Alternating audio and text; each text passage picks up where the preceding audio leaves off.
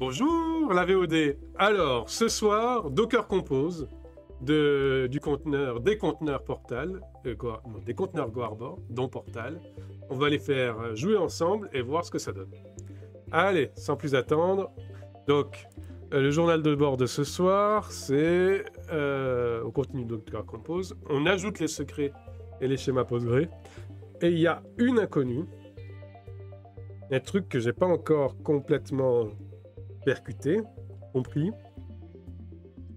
C'est comment le conteneur Portal communique avec les autres conteneurs de Guarbor. Donc, on va faire notre Docker Compose complet, on va le démarrer, on va espérer avoir une interface web et essayer de voir comment ça s'articule, les trucs entre eux. Voilà. Donc, sans plus attendre, on va faire un nettoyage de l'environnement. Alors, j'en ai déjà fait un, mais bon. Pour la route.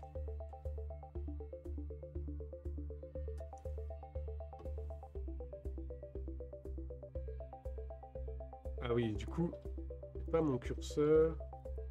Voilà. C'est bon. J'ai le rond. Ah. L'immutabilité, c'est bon pour les serveurs et les infrastructures, mais c'est pas encore le cas pour les desktops. Hein. Petite mise à jour noyau faite en début d'après-midi, et là, hop, quand j'ai voulu démarrer le stream, ah bah non, problème NVEnc error, bon bref. Allez, on va construire... Donc déjà, on va compiler les binaires et Portal, et puis on va construire les conteneurs.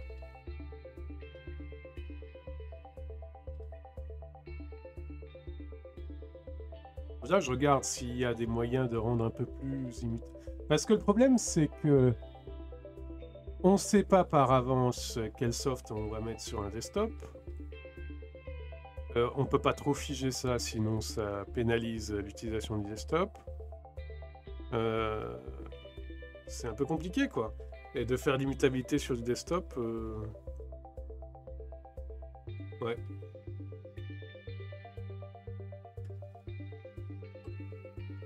Mais bon, là, c'est passé juste en redémarrant la bestiace. La bête, la bestiole. Donc, on va voir ce que ça donne. Merci Trigard, pour le follow. Alors, je sais pas si j'ai bien prononcé ton pseudo. Trigard, on le prononce à l'anglaise, à la française? À l'allemande, ça fait Trigard.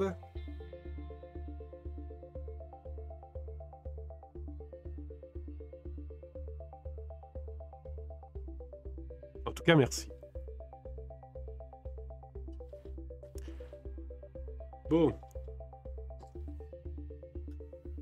Ah oui, j'ai quand même fait la vérification d'usage. Trigard, est-ce que tu es un bot ou pas? Des fois, mais je crois que t'en es pas un. Parce que des fois, j'ai des bots qui viennent m'embêter. Non, t'as l'air d'être quelqu'un de legit et sûrement intéressant.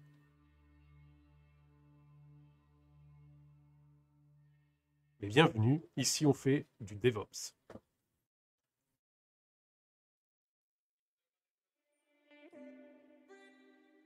Bon, donc compilation des binaires de Guarbor. Et puis après, on va construire donc les conteneurs avec Ansible, notre façon de construire les conteneurs. Et après, Docker Compose, et on va essayer de voir ce que ça donne.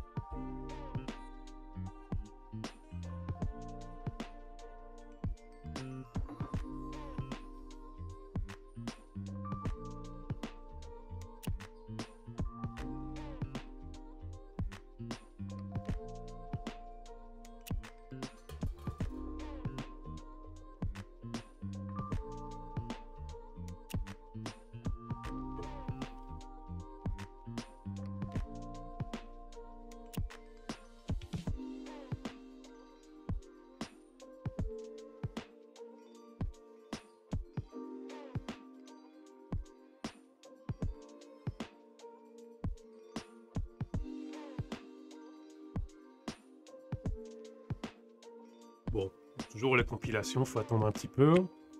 Surtout que celle-là, elle utilise plein de conteneurs, alors que la compilation ne devrait pas. Mais bon, j'en ai déjà parlé abondamment dans les streams précédents. Pour l'instant, c'est pas prioritaire. La story équivalente, la NFR plutôt équivalente, hop, elle est ramenée à des sprints en plusieurs mois. On verra d'ici là.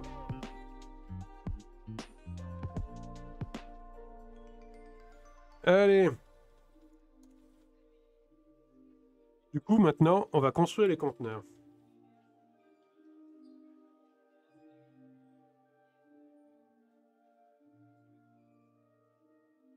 Portal, init. Registry, c'est elle. Job service. Et core. Voilà. Voilà, voilà. Et on attend là aussi.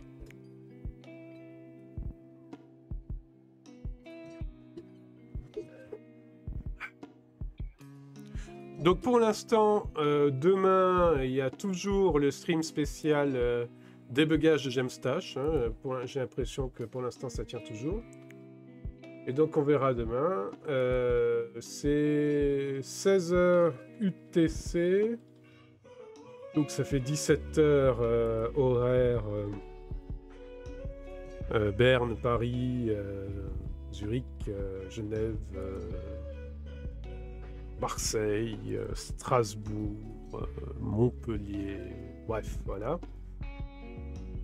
Et donc normalement, je devrais diffuser ça sur Twitch en même temps pour que vous nous voyez galérer à décoder Gemstash, à débugger Gemstash, et peut-être éventuellement nous donner un coup de main. Il serait fort apprécié.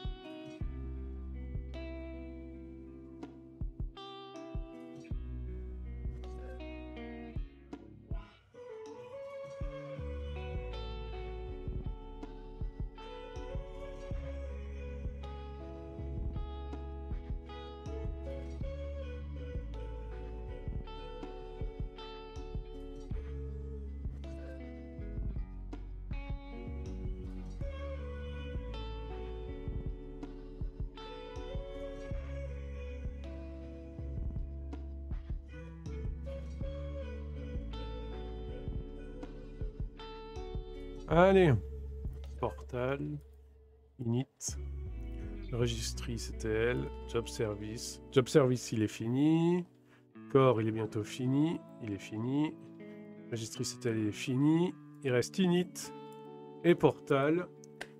Et après, eh bien, on va retourner sur notre Docker Compose, mettre en place les secrets, les schémas Postgre et voir ce que ça donne.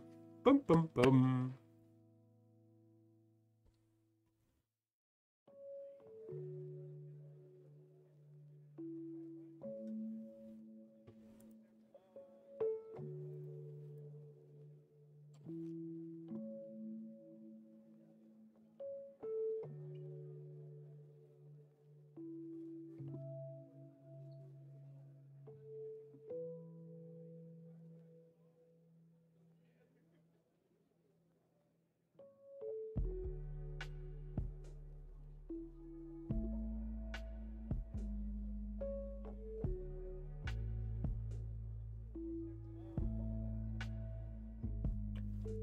Donc init il est fini, il reste portal.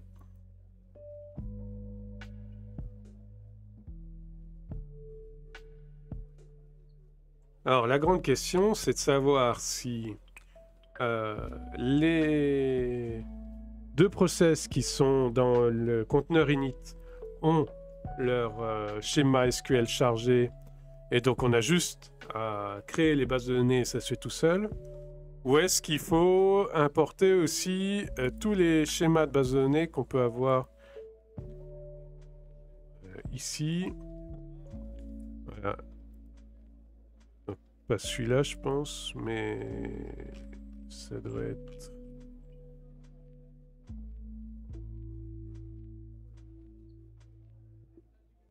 Moi, j'ai l'impression qu'il y a juste ceux pour Notary, Signer, Registry. Ah, peut-être. Non, même pas. Hein. Bon, on va voir, hein. On va voir. Allez, du coup, on va revenir à nos trucs. Donc, il nous faut... Dans le conteneur entry point initd, là, il faut les commandes pour créer une base de données Postgre avec un user Postgre correct.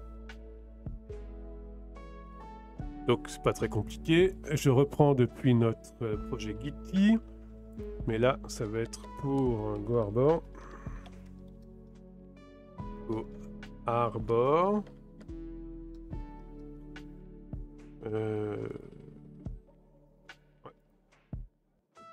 Donc c'est un rôle qui s'appelle GoArbor, tout simplement. Voilà. On est content, le rôle est ajouté. Ça c'est pour le log, pour pouvoir débugger facilement. La base de données.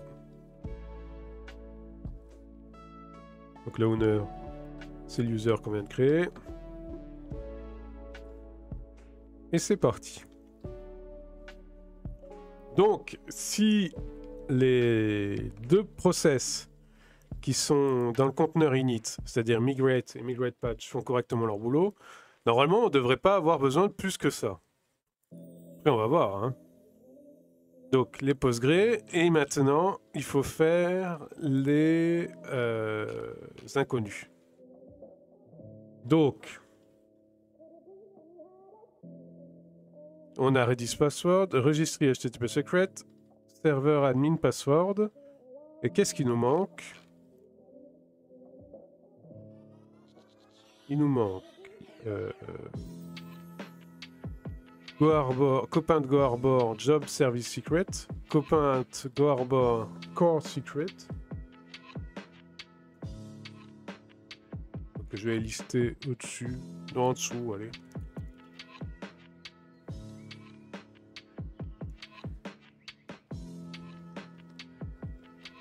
Il nous manque aussi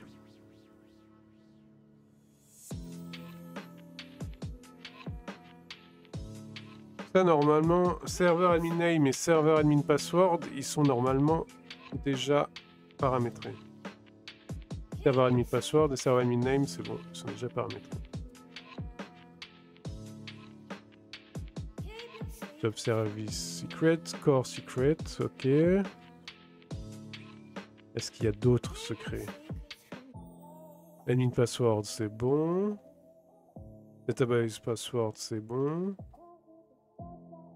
Ah, je vais quand même vérifier. Admin password, on le met.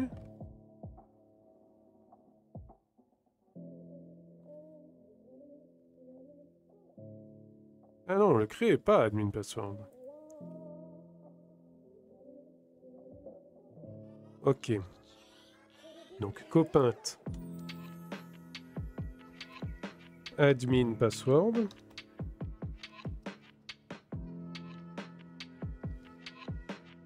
Voilà. Copain. Avec un T.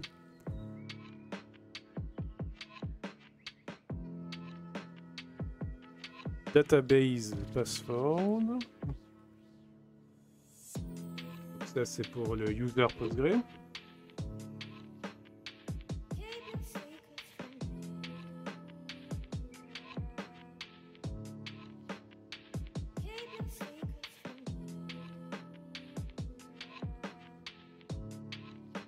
Et là, en fait, je vais mettre, au lieu de serveur admin name, je vais mettre registry pour que la variable soit quand même reconnaissable. Je vais remplacer serveur par registry. Pour débugger, ça sera mieux qu'on sache à quoi correspondent ces deux variables.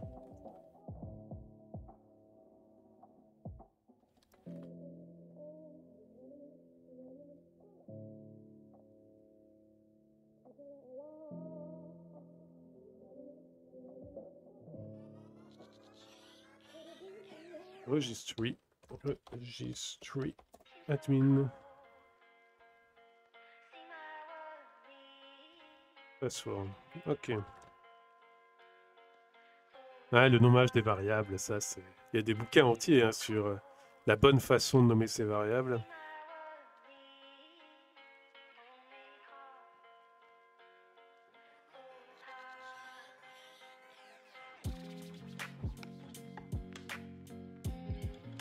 Donc, on va les réutiliser registry plus bas. Parce qu'en fait, c'est le contenu de l'HT-password. Donc, c'est là.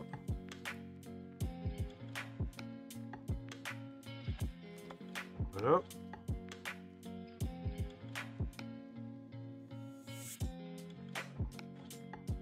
Du coup, il faut le réaffecter ici.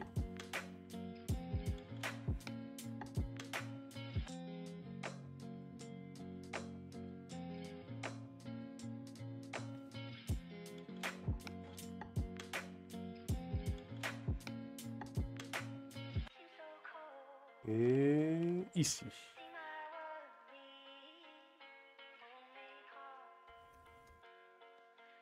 Est-ce qu'il y en a besoin ailleurs encore? Non, je pense que c'est bon. Bon, donc il nous reste 4 variables, si je ne m'abuse. Oui, c'est là. Et donc on va les paramétrer. Donc, déjà on va vérifier si on l'a pas paramétré d'avance. Donc c'est pour rendre le script plus flexible.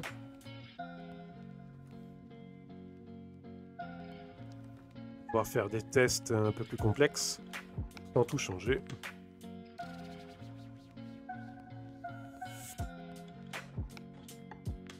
Hop.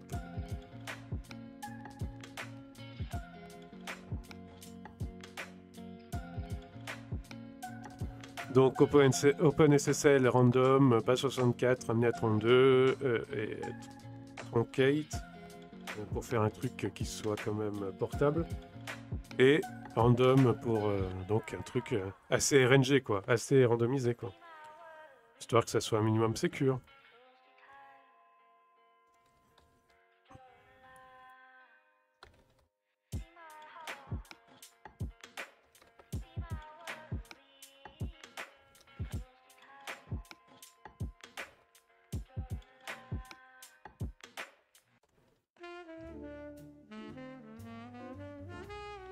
Alors, le copain t'admin password, c'est très bien, mais c'est quoi l'admin name?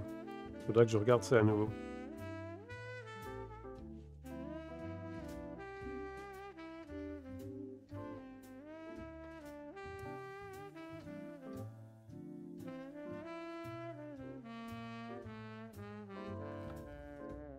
Donc lui, il faut le faire apparaître dans le log de debug. Pour qu'on puisse le récupérer.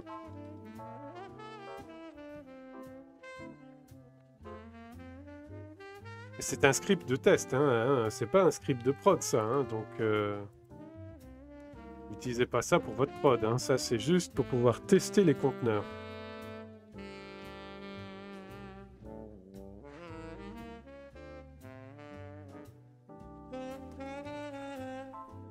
Voilà.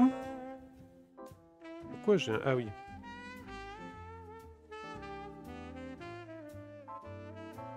Voilà. Bon, on devrait avoir toutes les variables qu'il nous faut.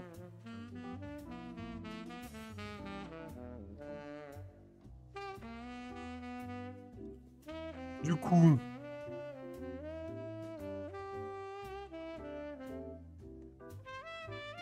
il y a des choses à déterminer, comme le fait de savoir si ce sont des secrets qui concernent le chiffrement de storage ou si c'est juste des secrets d'accès. Si c'est juste des secrets d'accès, il faut pouvoir les changer. Donc je pense à celui-là, par exemple, copain admin password. Si c'est juste un secret d'accès,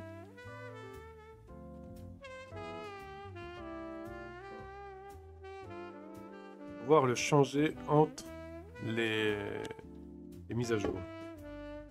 Alors déjà, je voudrais voir l'admin password, donc ça concerne Core uniquement, je crois. Quel est le nom de l'admin?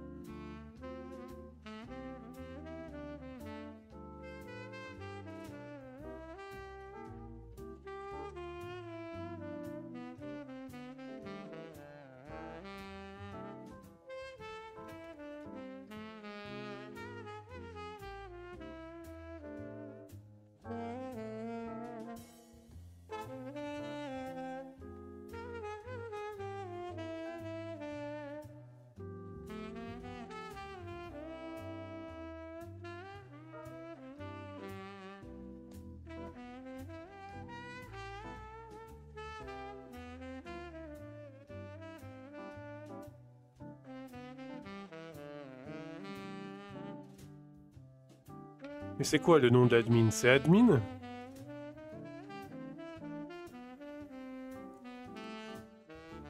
Bon, on verra, hein, quand il y aura l'interface web. Là déjà, ce qu'on va faire, c'est un premier test. Vérifier si tout va bien.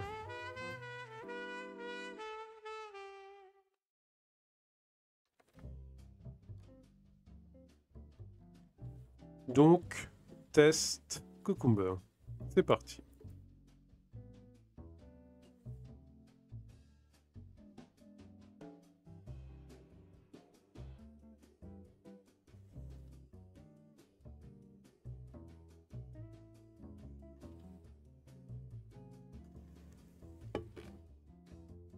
Il y a peut-être quelque chose que j'ai oublié de mettre ici. Est-ce qu'ils sont... Oui, ils sont tous en read-only. Très bien. Ça, il faut s'assurer de ça. Il faut que vos conteneurs soient en lecture seule. Ils ont normalement pas besoin d'être en écriture. Pour l'instant, il y en a un qu'on a en écriture, c'est Gitty, parce que dans la conception du code, ils ont fait un truc qui oblige à être en écriture, mais j'ai normalement ouvert un ticket et quelqu'un a fait un patch pour modifier ce comportement et on devrait pouvoir utiliser Gitty en lecture seule sur ces dernières versions. Donc il faudra que je teste ça. Mais vos conteneurs, il faut les faire tourner en lecture seule. Parce que ils ne génèrent pas de données qui ne soient pas sur des points de montage ou envoyées sur du stdout, stdr si c'est du log.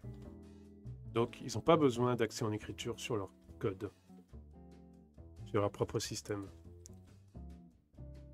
Et du coup, de mettre en lecture seule, ça réduit considérablement la surface d'attaque. Voilà.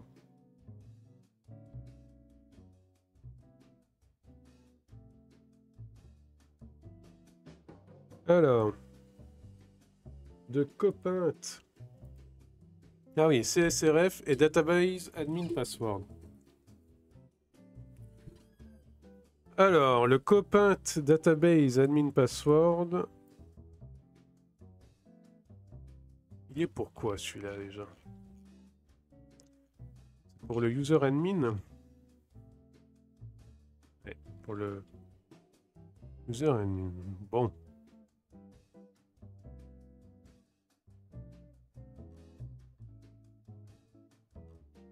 Et le CSRF, effectivement, faut le mettre.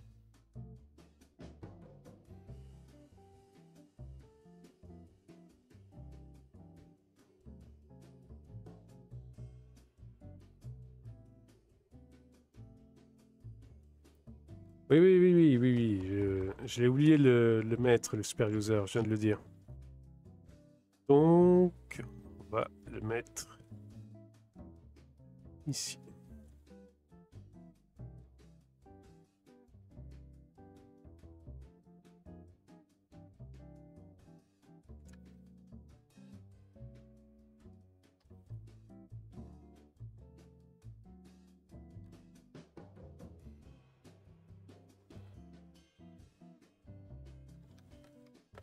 Voilà, et c'est le CSRF. Ah, le CSRF, il concerne... Port, non? Oui.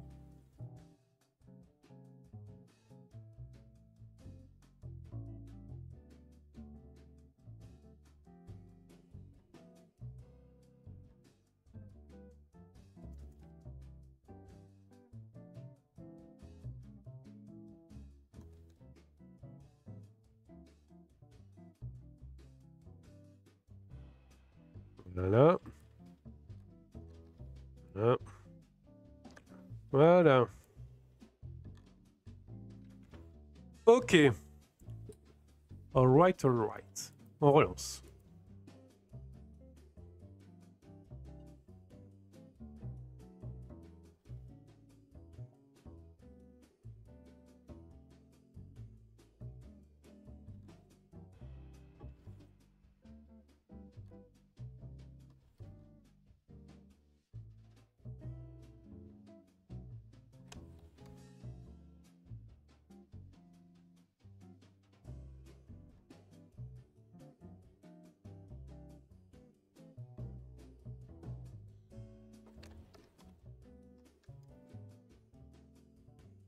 Ah.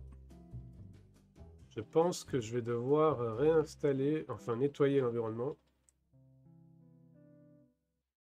Parce que là, l'environnement démarre pas.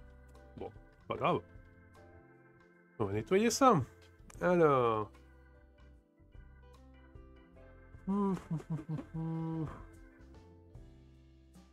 Est-ce qu'il y a un moyen de faire ça plus proprement? Local test cucumber. Test job local clean. C'est donc le local clean qui est pas complet. Il est là. Effectivement, il n'a pas ce qu'il faut pour cucumber. Hop, voilà. Inspect, pareil. Non, j'ai pas encore fait inspect. Hop, donc on va le laisser commenter. Allez. Donc là, ça va automatiquement nettoyer l'environnement et on va repartir.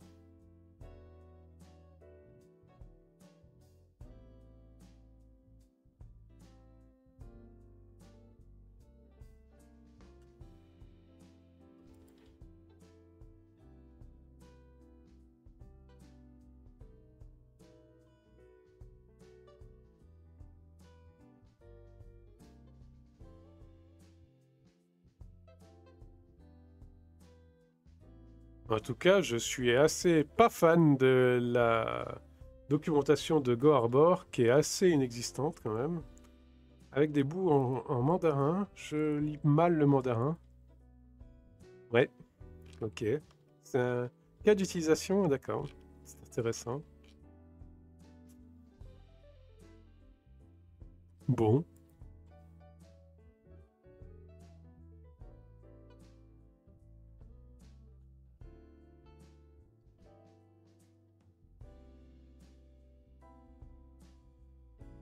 Donc on va y aller par tâtonnement. Mais je vous rassure, la doc, il y a plein de projets où la doc, elle est... Voilà. libvirt, par exemple, ça fait un moment qu'elle n'a pas été mise à jour pour Ubuntu. Donc j'ai dû tâtonner. Gitty, elle est aussi un peu hasardeuse. Concours, elle est à peu près... Elle n'est pas tout à fait à jour, mais à peu près. Volt, ça va.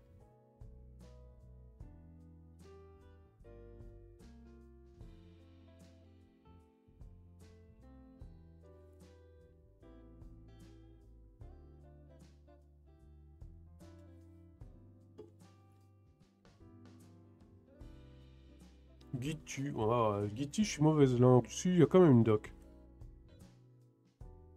Mais bon, il y a quand même beaucoup de lacunes dans ces docs. Hein.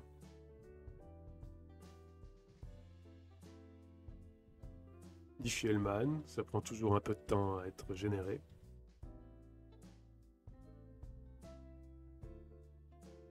Faut faire l'entropie. Faisons de l'entropie pour aider Diffie-Hellman.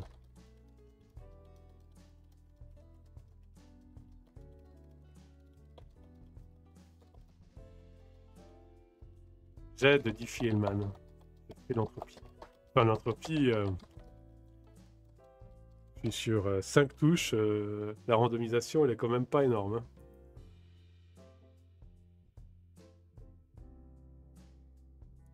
Voilà.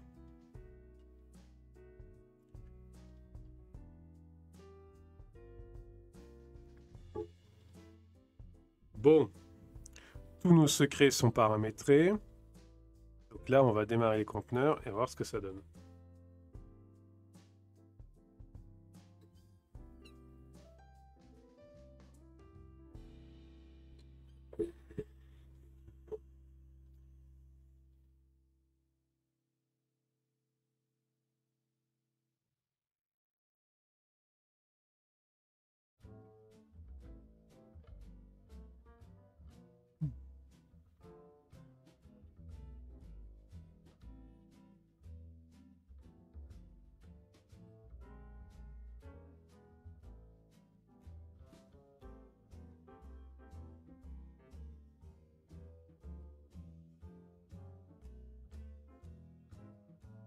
Alors, une belle go routine. Intéressant. Alors, tiny exec container entry point.sh failed, no such file or directory. Ah, Portal, il a pas tiny. Si, il a tiny, mais il a pas l'entry point.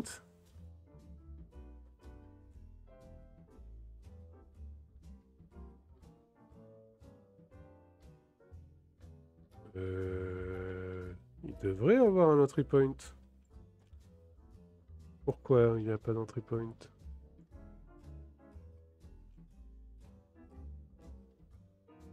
Ah, mais oui, je sais pourquoi.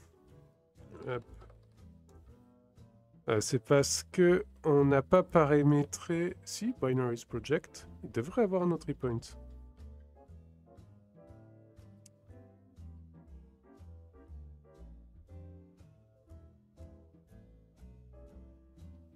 Alors, qu'est-ce que je rate dans le truc?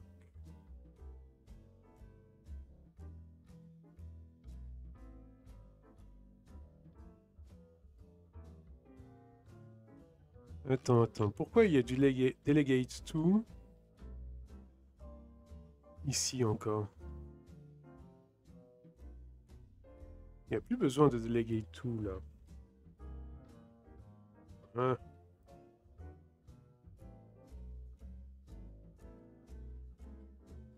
Ok.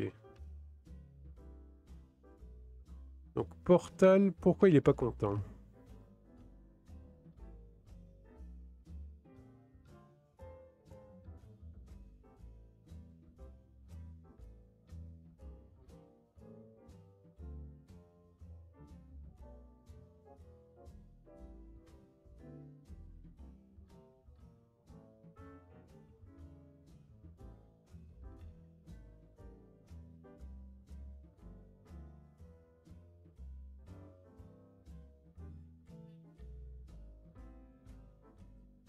Pour lui, ça devrait être bon.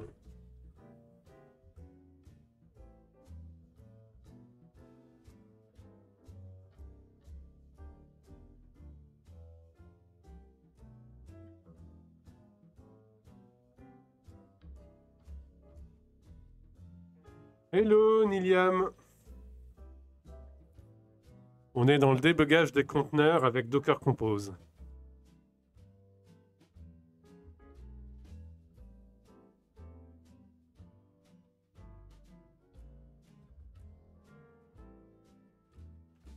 Je pense qu'on va reconstruire Portal déjà.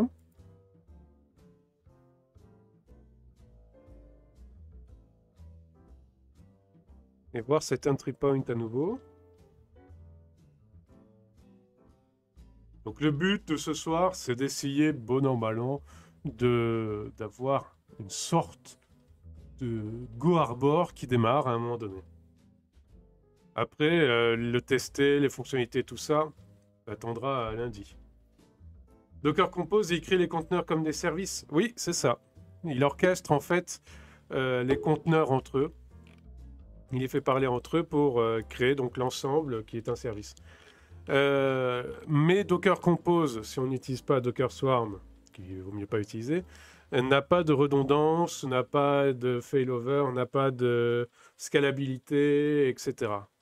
Donc c'est juste pour du test. Le Docker Compose, là, c'est un Docker Compose qui sert à mettre en place un environnement pour du test.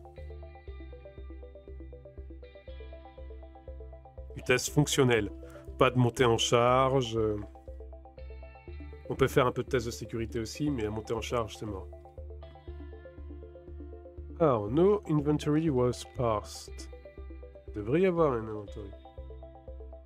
On peut scaler si on veut, non? Mais avec Docker Compose en soi, si on l'utilise sans Docker Swarm, c'est un peu compliqué de scaler de manière propre. Après, on peut l'utiliser avec Docker Swarm, où là, il y a des commandes pour scaler Docker Compose, oui. Mais Docker Swarm, c'est pas le meilleur système au monde, donc nous, on l'utilise pas tellement pour ça. Alors. Mais bon, ça, c'est normal.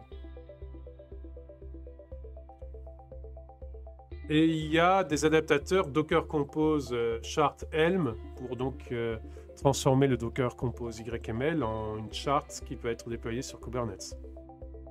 À la création, on peut définir le nombre d'instances. À la création de quoi? De Docker Compose?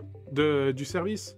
Oui, mais pas en dehors de Docker Swarm, je crois pas. Hein. C'est uniquement les réplicas, c'est une commande Docker Swarm. Hein. Alors attends. Docker Compose. Réplica.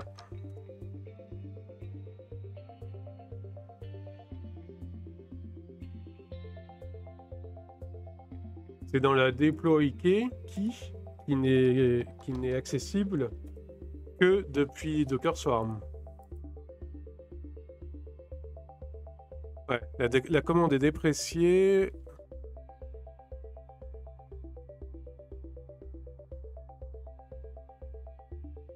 Voilà, donc on va chercher Compose version 3. Réplica. Donc c'est dans la commande deploy, et deploy c'est accessible uniquement pour Swarm, je crois.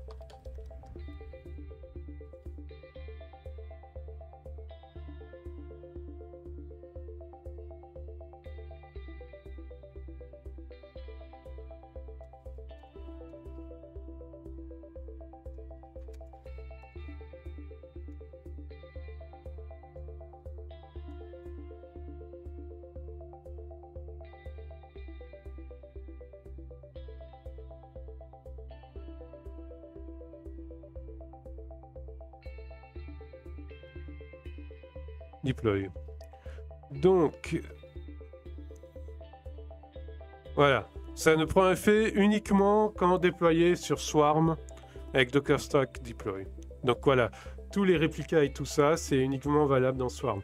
Alors, c'est uniquement pour Docker Compose version 3. Alors peut-être que dans version 2 ou version 1, ça marchait, mais version 3, ça ne marche plus. Il faut automatiquement avoir un cluster Swarm pour pouvoir faire agir ces paramètres. Voilà. Alors.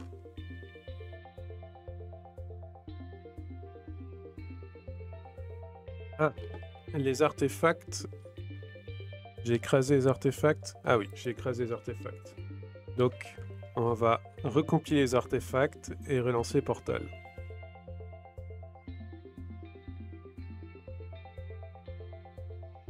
De toute façon, nous, on va pas mettre en place de Docker Swarm. Est-ce qu'il n'est pas plus prudent d'avec un scale en cas de crash? Est-ce qu'il n'est pas plus prudent de scaler? J'ai pas compris ta question. Est-ce qu'il n'est pas plus prudent d'avoir un scale pour éviter en cas de crash? C'est ça que tu veux dire? Mais en fait, le projet là qu'on fait, l'objet du projet, c'est les conteneurs. C'est pas leur déploiement. Leur déploiement, ça viendra en février où on va faire les scripts de déploiement avec une seule instance. Ouais. Donc oui, l'objet de ce projet, c'est les conteneurs. C'est pas leur déploiement. C'est en février qu'on va commencer les scripts de déploiement. Et donc c'est à ce moment-là qu'on va se poser la question du scaling et tout ça. Là, on ne se pose pas la question parce que ce n'est pas le sujet du projet. Le sujet du projet, c'est tester les conteneurs en tant que tels.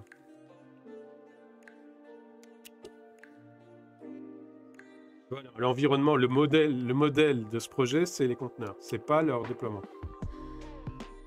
Donc Docker Compose est juste à titre d'exemple pour voir pour juste vérifier qu'ils jointent bien entre eux les conteneurs, qu'ils se lient bien entre eux. Mais tout ce qui est scaling, test de perf et tout ça, on commençait en février. Avec d'autres projets spécifiques. On verra beaucoup dans cible en février. Beaucoup de collections en cible.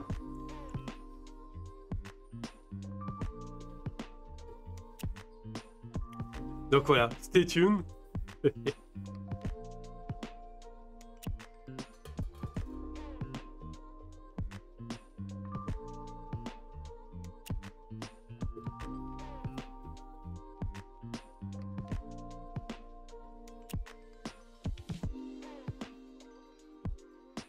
Après, sait-on jamais, si par exemple Ansible peut interpréter un Docker Compose avec une commande deploy et déployer tout ça en dehors de Docker Swarm, peut-être que je réécrirai, enfin que j'ajouterai aux Docker Compose qui sont ici, tout ce qu'il faut pour deploy. On va voir ça. Ansible, Podman, Compose. Parce qu'on va le faire avec Podman, pas avec Docker. Alors, manage Podman Containers.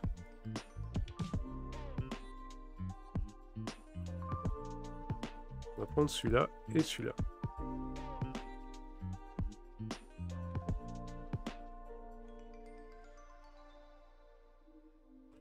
Compose version 1 et 2. Donc la 3 est hors jeu. Ok.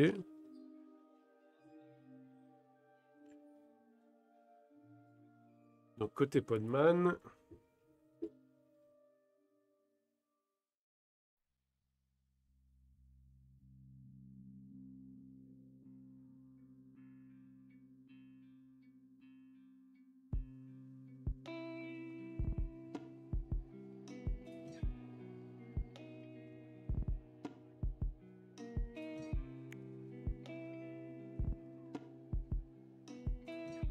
Bon, on a plein de choses intéressantes, mais rien de relatif à l'importation d'un fichier Docker Compose. Donc, je pense que la commande deploy, on la verra pas de sitôt sur mes fichiers Docker Compose. Mais par contre, il y a plein de choses intéressantes. Le fait qu'on puisse caper les CPU et la RAM, ça c'est super. Pour faire des tests de montée en charge, c'est nickel ça. Parce que on peut s'assurer de la capacité de nos conteneurs. Et donc, ça fait une inconnue en moins, quoi. Et donc, on peut le bombarder avec 10 requêtes, 100 requêtes, 1000 requêtes, 10 000, et voir ce que ça donne.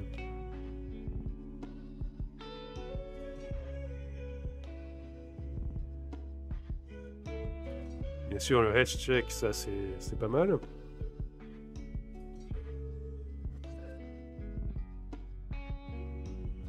Ouais, il y a un tas de choses intéressantes.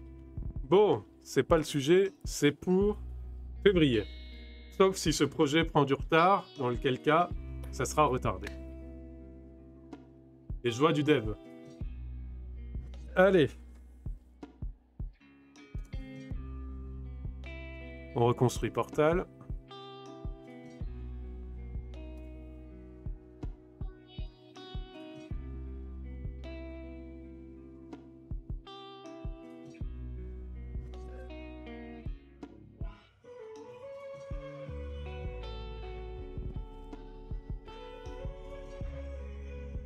J'en discutais justement aujourd'hui sur Twitter. Il y a un nouvel outil qui est sorti en open source pour faire de la montée en charge, qui s'appelle... C'est encore un nom d'arme, c'est fou ces trucs, c'est tout artillerie. Artillerie.io. Je connaissais Gatling, et maintenant c'est artillerie.io. Je vais vous envoyer le lien.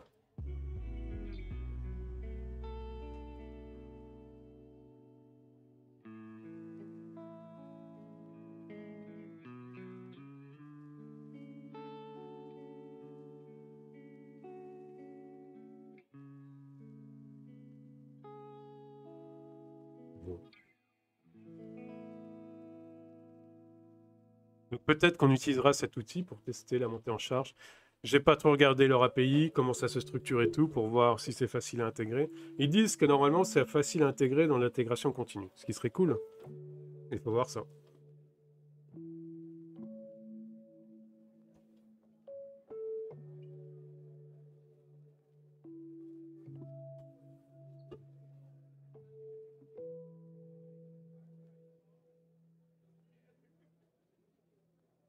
Ah, j'ai enlevé ce route mode là, il sert à rien. Effectivement, c'est juste un fichier placeholder, mais il sert à rien. Je vais l'enlever. Dans Cible Environment, donc si vous avez vu le stream de lundi, je crois, c'était là que je développais ce genre de truc. Et ce fichier, je l'ai laissé vide, et ben je vais l'enlever carrément.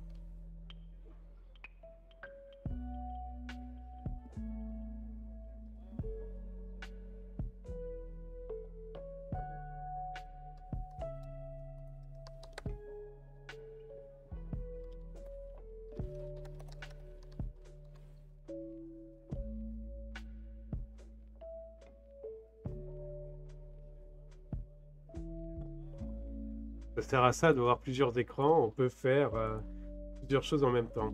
Alors je me pose la question, par exemple, si je démarre pas un stream en même temps sur Discord avec un autre écran pour voir pendant que ça se déroule sur Twitch d'autres trucs qui se font sur Discord, faut que je regarde.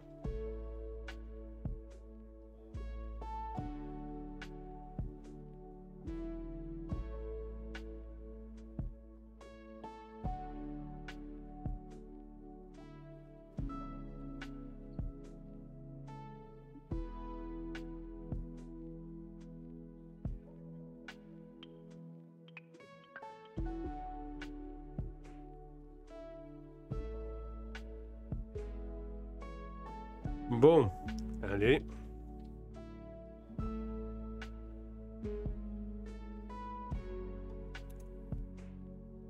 On relance. On va voir ce que ça donne.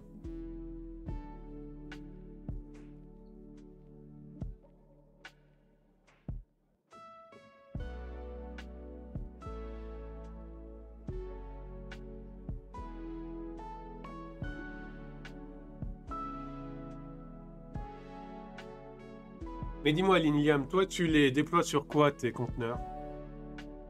Sur Swarm, sur Kubernetes, en natif sur un process Docker? Podman?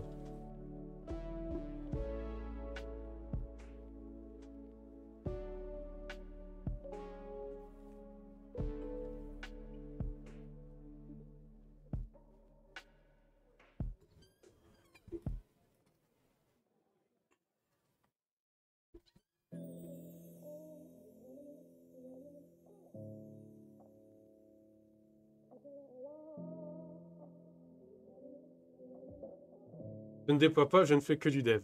Ok, ok. Vraiment que du dev.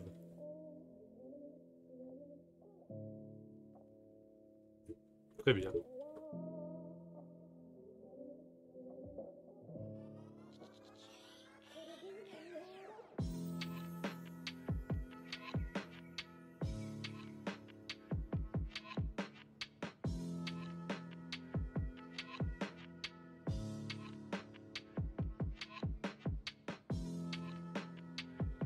Allez, Diffie-Hellman. Ça, c'est dans les cartons aussi, hein, le serveur Diffie-Hellman qui vous fournit des primitives conçues à l'avance. Alors, une demi-heure à l'avance, hein, pas 3 ans à l'avance. Ça serait pas mal. Pour accélérer des déploiements en prod, des choses comme ça. Parce que, par exemple, là, je suis en 2048. Alors, c'est du test, hein, parce qu'en prod, il faut être en 4096. Et 4096, c'est déjà 5 minutes de compilation sur ma bête actuelle, là. Sur du hardware infra, c'est un serveur dédié complet, ça fait 2-3 minutes. Et on commence à passer à 8192, et 8192, c'est une demi-heure. Hein. Une demi-heure de génération pour avoir les primitives en 8192. Sur 16 cores, hein, sur du CPU 16 cores. Hein.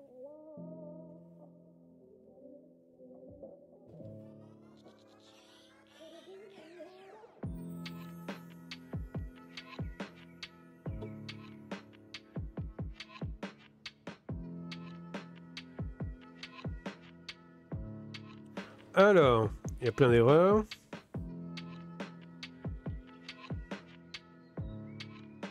Donc, go arbor postgre host unbound variable. Tiny exec no such file or directory. C'est bizarre ça.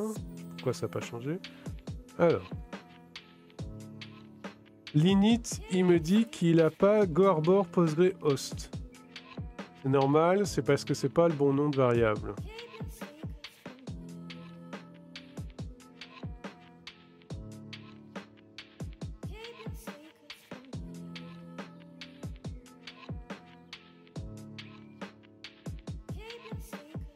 PostgreSQL host, Postgre.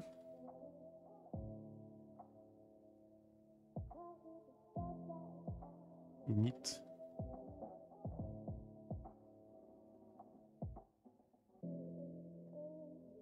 Alors.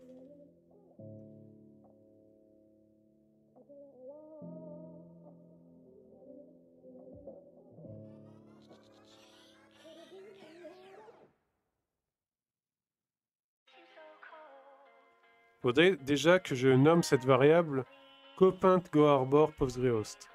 Pour toujours avoir le préfixe copint pour éviter les conflits de variables. Ensuite, je vais le noter. Copint postgrehost, ça suffit, je pense. Comme ça. Ok.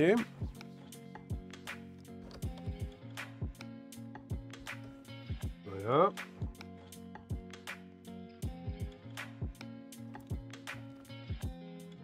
Je vais le mettre dans l'init, ici. Voilà. Ensuite, cet init, ce tiny ici, il va falloir que je regarde si c'est une gestion de droit, je sais pas. Registry, lui, il fait pas d'erreur pour le moment, il attend tranquillou. Postgre démarre, mais registry eagle ici. Qu'est-ce qu'il a ici? Upload purging config key must contain additional keys.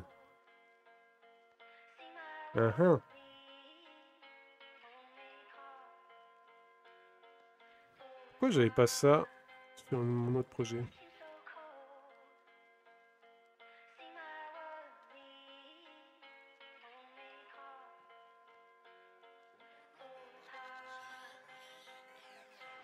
Ah, d'accord. C'est ce paramètre-là. Donc on va le désactiver temporairement. Voir ce que ça donne. Ensuite, Postgre, pour l'instant, lui, tout va bien.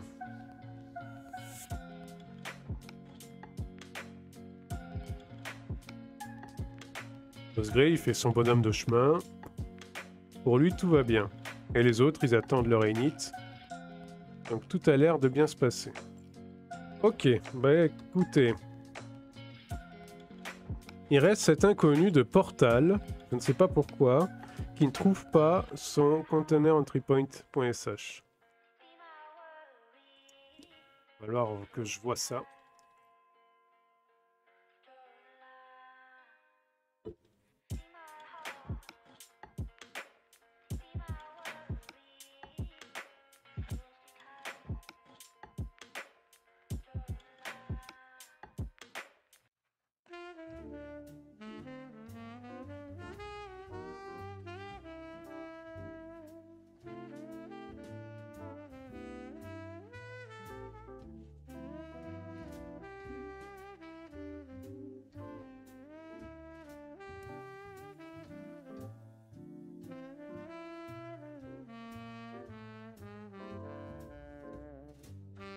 C'est bizarre.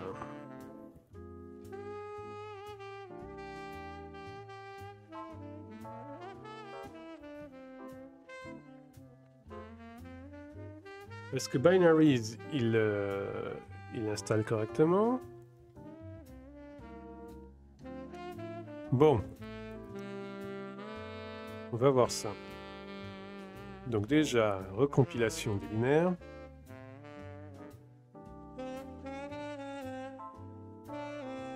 ensuite, reconstruction du conteneur portal.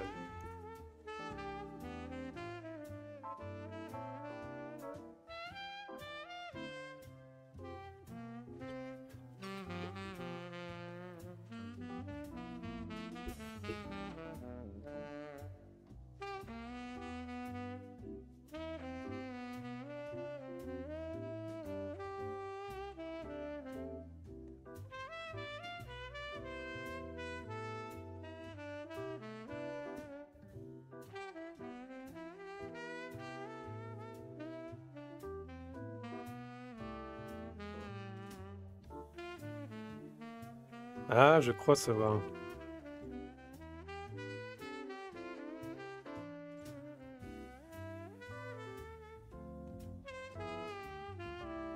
Il faut que je mette le chemin vers le répertoire qui contient les binaires. Ouais, c'est ça. Hop. Du coup, on va pouvoir enlever ça et le mettre ça à la place. Ouais, là, il va être content.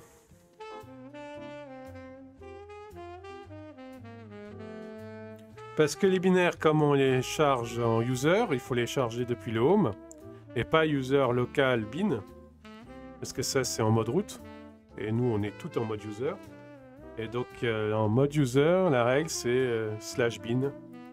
Des fois, ça peut être slash point bin, mais en général, c'est slash bin.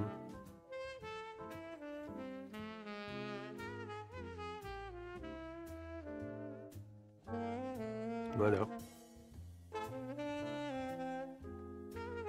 Du coup, on va reconstruire le conteneur. Mais ça, la VOD, vous le verrez, prochain épisode. Tout de suite, la VOD.